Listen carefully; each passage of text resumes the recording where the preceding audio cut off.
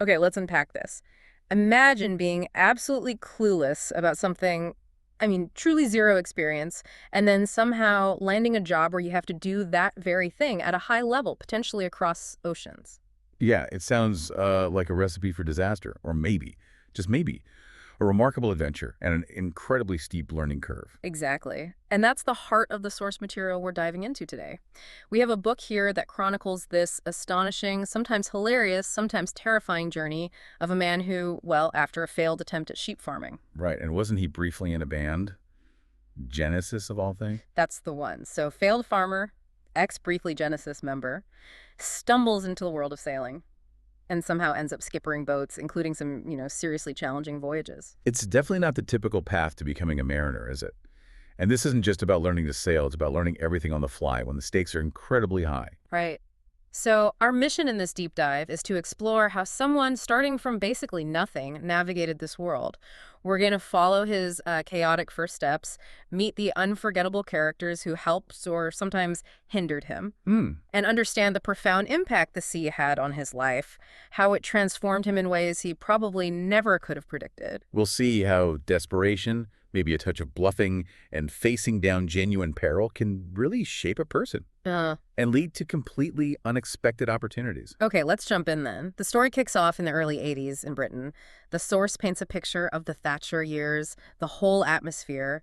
Our author, Chris Stewart, he's 30, Right. and his attempt at sheep farming, something he apparently loved, is unfortunately collapsing around him. He desperately needs a new direction, a new job. And that's when this utterly unexpected opportunity arrives. Mm, A friend, Julie, suggests him as a skipper for her great-aunt, Jean Joyce. yeah, but the catch, Chris has never set foot on a boat before, let alone sailed one. Like, Yeah. ever. Never. And here's where the fake it till you make it gets pushed to, well, the extreme. He's so desperate for work, he conveniently sort of omits the part about his complete lack of experience. He figures his complete and utter unsuitability, as he puts it, isn't the most important detail right then. So what does a complete novice do? When suddenly faced with the prospect of skippering a boat, he buys a book, Teach Yourself Sailing. Right, the ultimate crash course via paperback. And the source is quite candid about his success or lack thereof. He emerges from it with only the haziest notions of how sailing actually works. Just the basics, maybe? Yeah, he can maybe pick out a sloop or a schooner in a picture, has a very vague idea of beating and tacking, knows jibing is bad, and has some inkling of when to reef or scandalize, whatever that means. He rattles off this list of jargon: sloop, schooner, ketch, yawl, beating, tacking, running, jibing, reef. Scandalized terms that are, second nature to a sailor, but totally foreign to him. He admits he barely grasped what most of them meant. It really underscores just how unprepared he was. Then comes the interview. He dresses up for it, heads to this incredibly opulent apartment, Cadogan Square. Very swanky. He meets Bob Joyce first, described as a kind, gentle, older man, patrician American voice.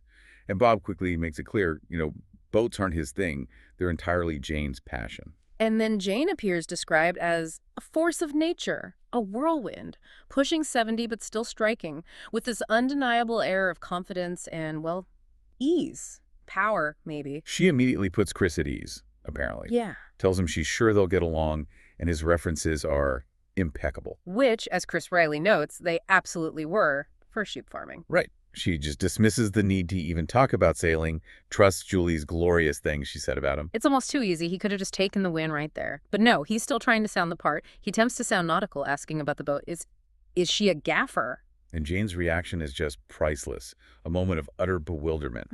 Is she a what, with a pained expression? Clearly has no idea what he's on about. And just asks, does it matter? Point taken. Exactly. He quickly pivots back, gets the job, 50 pounds a week, plus expenses, his mission. Collect the boat, the crabber, near Athens and Kalamaki and sail it to Spetses for the summer. All while Jane recovers from a double hip replacement. So, job secured. Through a blend of desperation, a bit of accidental charm, and maybe Jane just trusting Julie's questionable judgment, despite zero qualifications. So his next logical step, before Greece, get an actual sailing lesson. He connects with an acquaintance named Keith at the local pub. Keith, described less flatteringly as rather malodorous, chubby-faced, and tight with money. Keith has just bought his first boat and offers Chris a lesson, provided Chris gives him a ride to Littlehampton where the boat is. And yeah, the source makes a point of mentioning Chris had to buy the beer to seal the deal, of course. Naturally. The lesson itself sounds like a bit of a trial, a bone-chilling misty April morning, full of meaningless and boring preparations on Keith's boat, which is confusingly also named Anna. Like his girlfriend. Okay. Yeah. And it's described as a grotty little 21-foot craft banged together out of plywood and tin. Not exactly, the dream vessel. Doesn't sound promising, so they head out. They do. 2 minutes out of the harbor, motoring with this ridiculously noisy outboard, they hit thick mist. Visibility. 0. He's thinking of the ancient mariner just stranded in the fog. Oh, wow. Eerie. Yeah, they turn off the engine. Just silence, broken only by waves and dripping water. Keith attempts these proper sailing commands, ready about, LEEHO. But in the fog, it's totally disorienting. We can't see anything. Nothing. They shuffle across the boat, the boom swings, but they have absolutely no visual confirmation they've actually turned. So they just sit there. Pretty much. Yeah. Eat sandwiches out of sheer boredom, not hunger. Chris tries his sailing book again, but is apparently going off the whole thing fast. They just bob aimlessly for hours. He calls it as depressing as a thing could be. Wow. So that first taste wasn't exactly inspiring, was it? Right. Really shows how those initial steps can be so discouraging without good guidance or, well, decent weather. Definitely. However, there's one bright spot. The docking procedure back in the river. Dealing with the tide and Keith yelling, "Prepare the warps." Which are ropes, right? For docking. Chris, naturally, has no clue what to do. Exactly. But he notes that despite the confusion, the docking part was actually a lot more fun than the sailing itself. Huh. Finding little points of engagement even when it's mostly frustrating. Okay. Thankfully, the bar is raised significantly later. He meets a real sailor, Tom Cunliffe. Ah, Tom Cunliffe. The source describes him as enormous, right? 6'6", built like a heap of bricks with an equally large presence. That's him, a major figure in sailing, a serious long-distance pro, and his personality sounds vibrant. Funny, exuberant, big-hearted good humor, and a wonderful command of language. Like Shakespeare meets tramp steamers. The sailing with Tom sounds like a completely different experience, a revelation. Totally. The seascape is unrecognizable. The sea is blue, sun shining, gentle breeze, and the boat went bounding across the water like a happy dog. That sounds more like it. They have a beautiful overnight stop in the Bewley River, dinging to a pub for sea shanties. The next day, they tackle battling wind and waves to Bosham. This experience is crucial. It shows Chris the real joy and capability of sailing, a complete contrast to Keith's dreary, foggy lesson. It's the positive reinforcement that probably hooked him, despite the rough start. Exactly. So he's had a glimpse of the potential, but he's still very much the unqualified beginner heading off to Greece. Right. And when he gets home from that strange interview, there's a package from Jane, instructions, a letter to a Captain Bob Ware. And a receipt for money already paid to Bob for looking after the boat. Jane calls Bob a dreadful old reprobate. Immediate red flag, and she tells him the boat, the crabber, isn't at Spetses yet and needs repairs that Bob was supposed to be handling. Doesn't sound good. So Chris flies to Athens, takes a bus to Kalamaki, which is far from the idyllic Greek scene you might imagine. How so? He describes it as a vile spot, overwhelmed by traffic and airport noise, enormous ugly hotels, and a grubby beach. Okay, not exactly postcard material. He's looking for this bar Thalassa. Yeah, thinking Thalassa Sea means waterfront. But no, it's tucked away a dreary sort of a dive. He waits for hours for Captain Bob, who never shows. Great start. So, needing a place to stay, he checks into a cheap hotel recommended by the barman, which, predictably, turns out to be a brothel. Oh dear. Still no Captain Bob the next day. Nope. Another afternoon waiting, contemplating what looked like the ruin of my promising summer. He's wondering how Jane, who seemed so sharp, got taken in by this guy. Although he notes she'd only sent him photocopies of the boat's papers for Bob. Suggesting she wasn't entirely trusting him, maybe had her suspicions. Smart lady. And then finally, Captain Bob Ware appears. And the description is, well, something else. Short, stout, no apparent neck, a shocking red face with a round and pockmarked nose, watery and unlovely blue eyes, wearing a filthy white boiler suit. Sounds charming, and his personality Matches the description, apparently. Yeah. Immediately rude, contemptuous, asking who wants him, refuses to explain anything, eventually just spits obscenities in Greek to amuse his friends. Lovely. The barman confirms it later. Bob Ware is of bad character. This whole encounter really underlines how dealing with difficult or, unreliable people can be a major hurdle when you're trying to get something done, especially something new. So Chris calls Jane, who he started calling boss, inspired by Zorba, apparently. Right. She confirms her suspicions about Bob, but basically encourages Chris to handle it. Sort of Okay. throws him in the deep end. So he finally finds the crabber and its condition. Neglected. Far from ready. Exactly as Jane feared. But then he meets the guys who will actually get the job done. Ecstaticos and the Nicoses. The Nicoses. A plural. Yeah, two guys, both named Nikos, both with strong transatlantic accents. Their first look at the boat, one says, "You know, Chris, I would say that this ain't so much a yacht like we was led to believe. More a boat, no." Huh. So even the boat itself is maybe less grand than advertised. Yeah. But they agree to work on it. Yeah, they agree to fix it up, including finding and installing an engine from Piraeus. Chris gets the less technical but necessary task of sanding and oiling the mast and spars. You know, the classic division of labor when learning. Start with the simpler, often manual tasks. Get your hands dirty. Exactly. And while the crabber is being fixed, the Nicoses offer Chris a smaller boat to take out. Maybe seeing his frustration or just being kind. Which boat?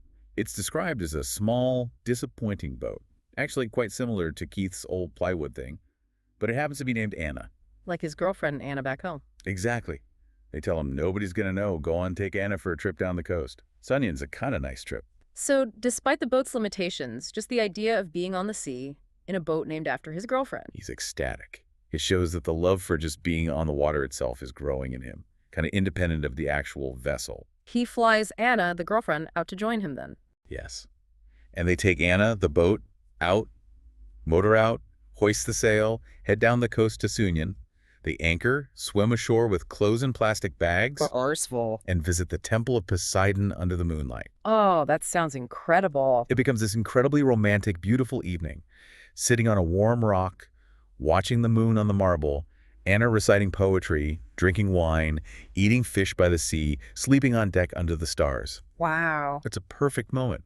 Finding that joy and beauty amidst all the earlier frustrations and the sort of grubbiness of Kalamaki really highlights the power of simple pleasures and beautiful settings to transform an experience, doesn't it? Absolutely. So back at the boatyard, the Nicoses keep working. Yeah, getting that engine installed. Chris keeps sanding. And eventually word comes from Jane.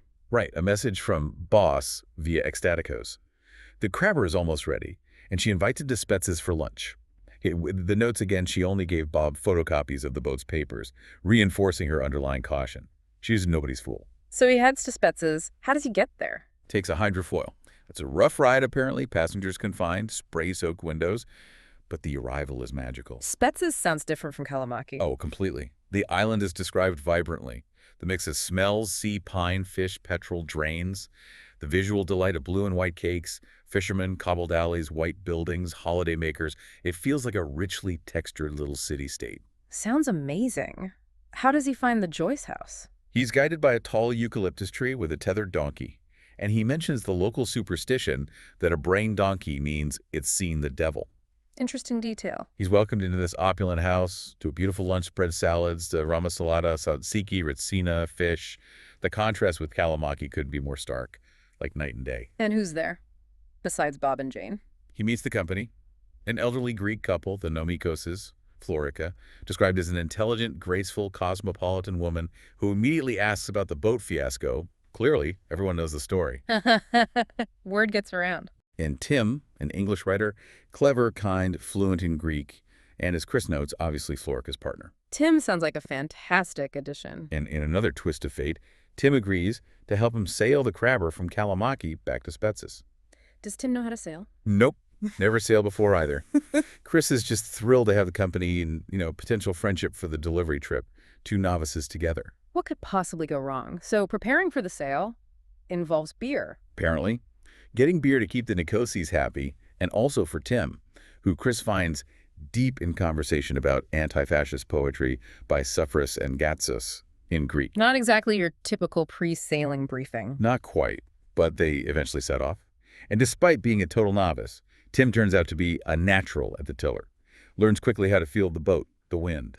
So Chris is actually sailing now properly. Yes, he's ecstatic with this new experience. Describes the boat leaping and scudding eagerly toward the west when the wind fills the sails, finally experiencing the real thing. But the drama isn't over, is it? There's something about the engine. Oh, yeah. While motoring towards Aegina, that freshly installed engine from Piraeus bursts into flames. Thick cloud of black smoke.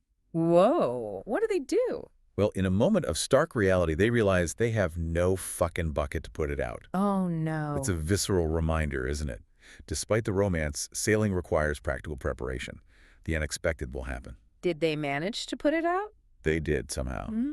But they figure out they can only use the engine in brief bursts, maybe 5 minutes at a time before it threatens to reignite. So that means a potentially very long, slow sail to Aegina, entirely reliant on wind. Exactly. And then, of course, they find themselves becalmed. The boom-banging, frustratingly Tim talking about Greek history, when suddenly the wind appears. Right. And the crabber responds beautifully, takes off, shows what she can do. They reach Aegina, dock successfully, sit in the taverna feeling unfounded optimism despite the dodgy engine. And they decide to press on to Spetses, but wisely buy what first? A large red plastic bucket. Lesson learned. Good call. How's the rest of the trip? The sail from Aegina to Spetses is mostly fast and smooth. Kim continues to impress as a natural sailor, and Chris finds himself genuinely falling in love with the crabber herself. Ah, bonding with the boat. Yeah, he reflects on the unique charm of old wooden boats, the sounds, the creaking hull, the smells of wood, oil, tar, the sea. It's a real sensory connection. Does he do anything adventurous? He actually does a man-overboard drill with Tim, jumps off the back just to experience the incredible bluest blueness of the water before being hauled back aboard. Wow. Just for the experience. Okay. And they arrive at Spetses. They do, making an entrance under full sail, putting on a show for the crowd on the dock. Yeah. Which apparently included the Nomikosis, Florica, Tim, plus rockets, a band, and a papier-mâché effigy of a local heroine, Bubelina. A grand welcome indeed. Sounds like life at Spetses was pretty good after that. Idyllic, mostly. Tying the boat line to his chair leg while eating fried squid, motoring around the island with Jane and Bob, picnics, long lunches. He notes the contrast with some more superior hosts where he preferred retreating to the boat. With Greek poetry, Tim left him. Huh. But overall, a beautiful warm summer. Swims constantly, just plunging into the sea whenever he feels like it. Nice. And then Jane and Bob leave. Yeah, eventually. Chris arranges for the crabber to be taken out of the water. And that first phase, the Mediterranean mishaps, the moments of beauty, comes to a close. He started utterly unqualified and somehow managed, through trial, error, luck, and help from others, to navigate it all. But as Tom Cunliffe hinted, that was just the warm-up, right? The little tub phase? Exactly. The real deep dive, the true test of his accidental maritime skills was yet to come. Precisely. Part 3 shifts dramatically. Mm-hmm. Chris is back in England for the winter, working as a contract shepherd. Cold, muddy, dark, early. A huge contrast to the Greek sun. He feels restless. Yeah, a sense that his connection to the sea isn't finished. And then the call comes. From Tom Cunliffe. Ah, the big man himself, with an offer. A big one. A 5-month voyage to Newfoundland. Following the path of Leif Erikson across the North Atlantic via Norway and Iceland. The Vinland voyage. Wow. That's ambitious. Does Tom downplay it? Not at all. He calls it a beast of a journey. 5 months, bloody cold, iceberg storms. I can't promise you plain sailing, he warns. But you'll learn a hell of a lot more than you did puddling around in the Med on that little tub of yours. And that's the hook, isn't it? The promise of intense real-world learning. Exactly what appeals to Chris. So the departure from Brighton Marina reflects the challenge ahead. Grim, gray weather, rain squalls. Feels foreboding. But he feels pride seeing the boat. Herda. Yeah, a well-found, business-like wooden boat, clearly built for serious sea time. He says goodbye to his girlfriend, Anna, who's understandably worried. And Tom, despite the nasty forecast, insists they leave immediately, heading out into the teeth of that. Okay, so life at sea immediately changed everything. Totally. As land disappears, his land-based worries just sliff away like the old dry skin of a snake. He feels renewed and newly alive, focused intensely on navigation and survival. Because getting things right isn't just important. It's simply a matter of life and death. That intensity focuses the mind like nothing else. But that feeling reverses when they eventually sight land again. Yeah, they're overwhelmed with longing to return to the complexities of shore life. It's a strange push and pull. The routine is a 4-hour watch system. Chris is paired with Patrick, a tough ex-army guy. And navigation at night. Relies on stars, which means constantly changing the reference star as they move across the sky. Sleep is deep but short, maybe 3 or 4 hours at a time. Sounds tough. And monotonous sometimes. Yeah, the days can be long, few dramatic events. Leads to this sense of soporific feel or heavy-lidded torpor, exhaustion from lack of sleep, maybe a touch of seasickness. What do they do? Tasks like whipping and splicing ropes fill some time. Practical skills learned at sea. And navigation itself, pre-GPS sextants. Heavy reliance on sextants, yeah. Yeah. Especially if you're taking sun sights at noon. Fundamental celestial navigation. How does that work, basically? Taking a sun sight at noon, measuring the angle of the sun relative to the horizon at a specific time, allows you to calculate your latitude. It's a technique unchanged for centuries, connects them directly to historical navigators, Columbus, Magellan, grounds you in that seafaring tradition. Cool. And Tom has the specific view on birds. Yeah, he calls them the flowers of the sea, providing color and personality and endless variety. Essential companions for lonely sailors. And Chris has a favorite. The fulmar, described as a fat little gray and white gull with an amiable disposition. He felt they stayed close for company. The whole crew comes to appreciate these feathered companions. What about reading material? Tom's into the sagas. Oh yeah, Tom and most of the crew are absorbed in the Vinland sagas. Eric Bloodaxe, Ragnar Hairy Breeches, all that. Ancient Icelandic tales of Leif Erikson's voyage. But Chris finds something else. He finds himself drawn to Edward Lear's nonsense verse from the ship's small library. Is specifically. The Jumblies, with that recurring line about going to sea in a sieve. Ah. And given that Herda, being a vintage wooden boat, had a tendency to leak in a heavy sea, the image of going to sea in a sieve really resonated. It became a sort of running joke and oddly appropriate metaphor for their slightly leaky, improbable voyage. So, after about 5 days, making decent progress, they spot Norway. Yep. And he describes the immense pleasure of reaching harbor after days at sea. Agrees with that old sailor saying, sailing is only good when you stop. Ah, they celebrate with expensive beer in Bergen. They do, feeling that distinct satisfaction of having arrived safely from the open ocean. But they have to wait in the fjords for a while. Yeah, waiting for the ice further north to melt before attempting the crossing to Iceland. And while waiting, their diet consists almost entirely of pollock. Why pollock? Because other food is just too expensive. So it's pollock stew and pollock curry and pollock fried and baked and boiled, often washed down with ship's whiskey. Sounds repetitive. Very. Until their diet is unexpectedly broken by the arrival of some visitors. Ooh. Drunk Norwegians, boarding the boat, drawn by the smell of whiskey. Chris notes the cultural context, long, dark winters leading to a propensity for the bottle. And the ringleader, Tord. He's not impressed with the pollock. Not at all. He's appalled. Declares pollocks. Nobody eat pollocks. I tell you, not even cats don't eat pollocks. Promises to get them proper think to eat from his job in the meat business. And he delivers. Does he ever? 4 huge legs of smoked mutton, presumably borrowed from his workplace. Chris calls it the most delicious thing you could imagine, better than pollock. A moment of unexpected luxury and hospitality, I guess. Definitely. And in a truly memorable, slightly weird detail, they hang the 4 legs of mutton in the heads, the boat's lavatory. In the toilet. Yep. Oh. Chris says the ceaseless thumping of those muttons on the wall of the heads remains to me one of the most enduring memories of our Vinland voyage. That's vivid. A perfect example of the strange, specific sensory details that define an intense experience like that. Totally. Anyway, eventually, despite the smoked mutton and Norwegian hospitality, they have to leave for Iceland. The forecast is grim. How grim. Westerly force 7, increasing 8, occasionally 9, driving rain. Right on the nose. Strong headwinds, a real beating. But Tom decides they must go anyway. Yep, sets out into the teeth of that. The vastness and power of the North Atlantic hits immediately. Chris and Mike get seasick almost as soon as they leave the harbor. Again. No seasickness. It's just something you have to endure, isn't it? Pretty much. Small comforts become incredibly important.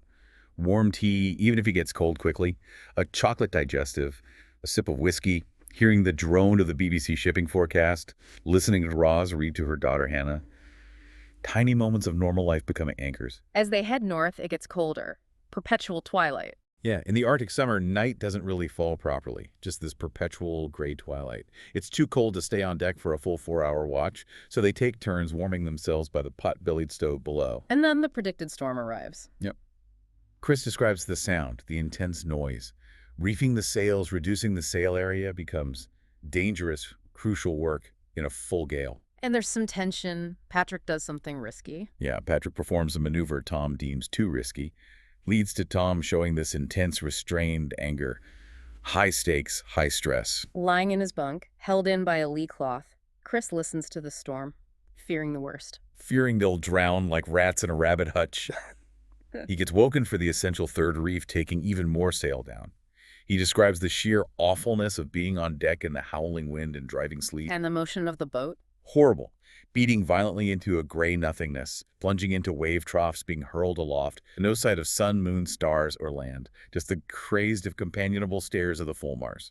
A world reduced to discomfort and survival. And then the rogue wave. Yeah. He sees something I don't ever want to see again as long as I live. A colossal wall of dull gray water, half as high as the mast, bearing down on them. His first thought. Oh, shit. Bracing for impact, convinced this is the end. But Tom, the experienced hand, steers the boat directly into the wave. The bow rises. The monster just vanished, rolling away beneath them. wow. The relief must have been incredible. Intense relief, yeah. And this profound affection for the simple contrivance of hewn and shaped tree trunks that carried them through safely. A powerful moment proving the boat and the skipper were capable. Tom was right about Herta. What was it like below deck during the storm? Surprisingly, there was an odd sort of coziness. Lit by oil lamps, warmed by the stove, the men are sprawled, finding ways to pass the time. And the smell? A heavy and complex odor. Diesel, stew, fish, flatulence, unwashed bodies, wet wool that somehow becomes oddly cozy with familiarity. Part of the experience. It's a real testament to human adaptability, isn't it? Despite the fear and discomfort, they find room for conversation, laughter, reading, hope, focusing on the minutiae of daily existence. And Hannah, Ross's daughter, her resilience and happiness is apparently quite inspiring. Children often adapt better than adults seem to. Okay, now, there's one particular indelicate necessity that becomes a real ordeal in the storm. Ah, yes. Going on deck to pee.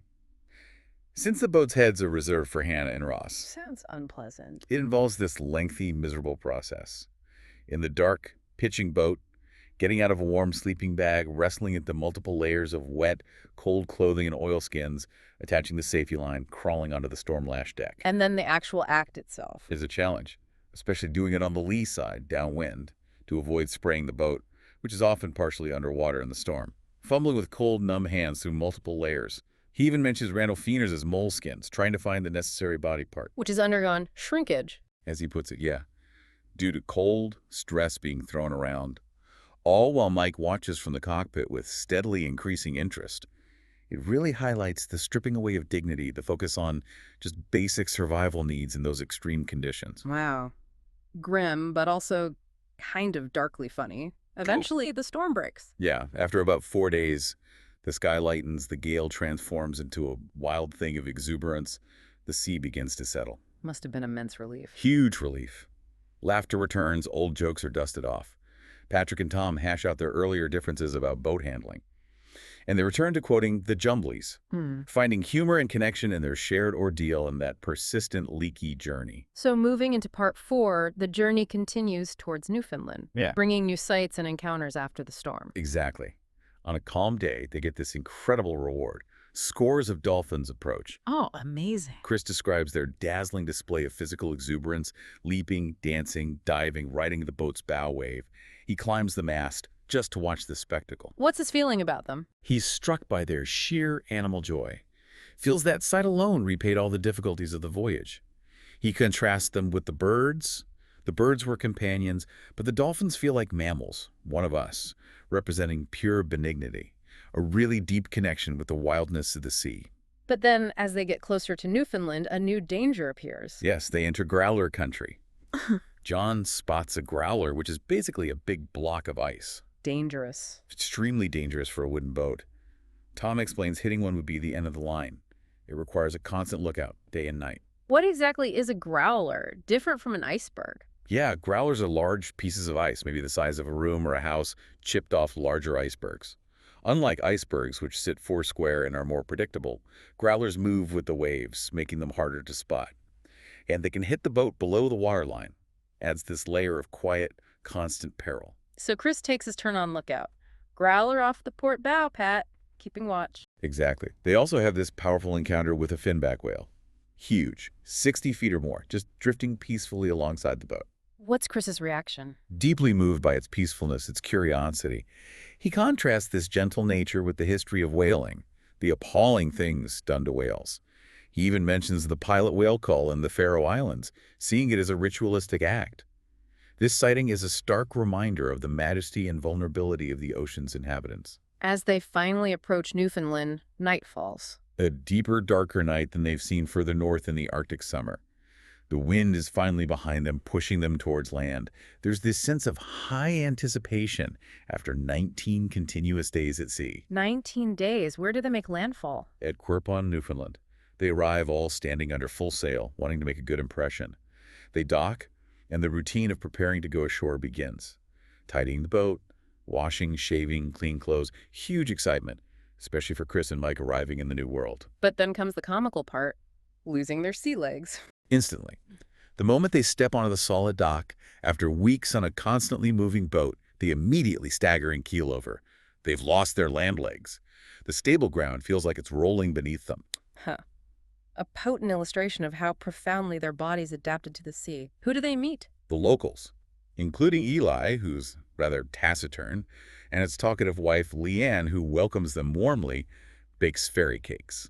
Their cozy kitchen feels incredibly welcoming after the ocean crossing. And then Chris gets a bit of a shock, seeing the bay. Yeah, at low tide, it looks like a scrapyard full of decomposing pickup trucks. What? Why? He learns this is the local method for creating mooring blocks, using old trucks weighted down. Initially jarring, but then he finds himself admiring the good sense of it. Yeah. A lesson in practical, ingenious adaptation born of necessity. Makes sense, I guess. They visit the Viking site. Los Homidus, yeah. Walking in Leif Erikson's footsteps. It's a bleak spot, but feels cozy compared to the sea voyage. Chris notes the historical significance, the first European settlement, predating Cabot and Columbus by 500 years. And that Basque fishermen were already there when Cabot arrived. Right. The history is complex, multi-layered. Talking to Eli and his son Jeb Bridger, they learn about the cod fishery collapse. Yeah, once the world's largest. With the sea frozen in winter, the only winter living left is sealing. And Jeb explains their perspective on this. He does. Explains their method. They cull them, taking the onions for pelts. Yeah. He talks about the millions of seals eating the cod, arguing they got to be culled for survival. How does he justify the method, the clubbing? He defends clubbing as instant, compared to potential suffering from rifle wounds. Compares it to killing fish or livestock. How does the crew react? They've just bonded with dolphins and whales. Exactly. It's clear from the source they struggle with this revelation about their kind and generous hosts. Jeb emphasizes the strict controls, licenses, protection officers, presenting it as a pragmatic necessity for their community's survival. It really forces the crew, and you the listener, to confront the complex realities of life and survival in a challenging environment. Perspectives can differ sharply. A difficult thing to reconcile. After a few days, Herta sails south. But Chris decides to. Leave the boat for a week of independence on land. He plans to hitchhike through Newfoundland and Nova Scotia, meeting the boat later in Lunenburg. He just needs some time on solid ground on his own terms. How is his time hitchhiking? 7 glorious days alone. Walking, dreaming of home and love, staying in barns or hotels. He eats lobster for the first time with a fisherman who's astonished he's never had it. It's a chance to process the voyage, reconnect with himself outside that intense group dynamic. He arrives in Lunenburg before Herta. Yeah, stays in a hotel run by the beautiful Martha. Homesickness hits hard then, his thoughts centering on Anna. He channels his feelings into sketching the town while anxiously waiting, scanning the sea for her distinctive red sail. The exquisite meals at the hotel are a welcome luxury after ship's food, too. And then, finally, on the 7th day, Herta appears, approaching under full sail, putting on a show. Chris is overcome with excitement, hooting from the cliffs before running down to help with the lines. The reunion must have been emotional, but also strange. Yeah, he describes his shipmates looking strange, less substantial, each elated, pale, and drawn with mottled skin and saltwater boils. The physical toll is visible. Hannah giggles at his bright red shorts, highlighting how different he looks after just a week ashore. But the welcome is warm. Oh yeah, genuine warmth. Ugh. Despite their battered appearance, Chris is happy to be back, appreciating the simple act of using the wind again. He realizes he's not quite ready to leave his shipmates or Herta just yet. Huh? That bond, forged by shared intense experience, is really powerful. So they have one last sail together. Down in Newport, Rhode Island, taking extra days for a proper, drawn-out farewell. From each other and from the boat. And then back home, how does he try to share his experience? Tries to share his newfound nautical knowledge with Anna, explaining phrases like, to the bitter end, meaning right to the very end of the rope, often tied off. And her reaction. The source says, she ignored me pointedly. She immediately connects with Patrick's wife, Rosemary, recognizing a fellow sufferer at the hands of the returned sea dog, the transoceanic boar. Oh, that perfectly captures it. The challenge of reintegrating after something so transformative. The language, the references, they mean everything to you, but little to those who weren't there. And yeah, you might come across as a bit of a bore. Totally. He tries to get Anna to go sailing with him again, but she's reluctant. Finds it extremely unappetizing, not very warm. Yeah, but Patrick vouches for him. Yeah, Patrick, the tough ex-army guy, calls him a good man in a tight spot, which Chris admits makes him preen a little. He argues for sailing in bad weather, using the island race argument. He does. A sign, he notes wryly, of just how bad things had become. Yeah. That he was resorting to such arguments to get her on a boat. Did they go? Eventually, yeah. Take out a small dinghy. Anna's initial womanly disapproval softens as they get going. Chris feels pride in handling the boat competently. But there's one last near miss. Oh no, what happens? They're heading fast for rocks near a yacht club terrace full of, as he puts it, yachty-looking coves. Chris instinctively yells the crucial command, "Ready about!" And Anna is baffled. "What on earth do you mean by that?" she asks. "Why can't you just say we're going to turn now?" Practicality versus jargon. Chris has to quickly explain the need for precise, unambiguous nautical terms in an emergency versus the impending shit. Anna, faced with the rocks, grudgingly accepts the jargon. It's a final, humorous clash between his new high-stakes world and her normal one. And the source circles back beautifully to Edward Lear's The Jumblies at the end. It does. Quoting verses about going to sea in a sieve, water coming in, passing the night in a crockery jar, sailing to the Western Sea to buy things, and returning changed after 20 years. Having been to the lakes and the Torrible Zone and the hills of the Chankly Boar. It really acts as this constant, resonant metaphor throughout the book, doesn't it? Their improbable journey in a slightly leaky vessel into strange, sometimes terrifying Torrible zones. And returning, changed by the experience, even if they struggle to explain it to those who stayed behind. It ties it all together perfectly. So stepping back from this whole journey, from a failed sheep farmer who knew absolutely nothing about boats to, well, crossing the North Atlantic in a storm, it's quite something.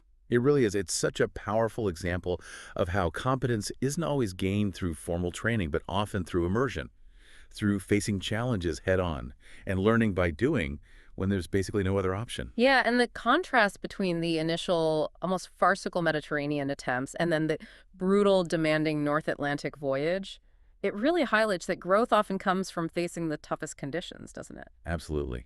And the lessons spill far beyond just sailing. It's a story about resilience, about adapting to uncomfortable, even dangerous situations, of finding those moments of unexpected beauty and connection in the harshest places. Like the fulmars and dolphins in the gray Atlantic. Right? Or the surprising kindness of strangers like Tord with his mutton, or the Bridgers in Newfoundland, or just the simple joy of the boat moving through the water. It also shows the value of different perspectives, you know, whether it's Tom's passion for ancient sagas versus Chris's comfort in nonsense verse. Or the Newfoundland locals' pragmatic approach to survival, contrasting with maybe more common outside views on things like sealing.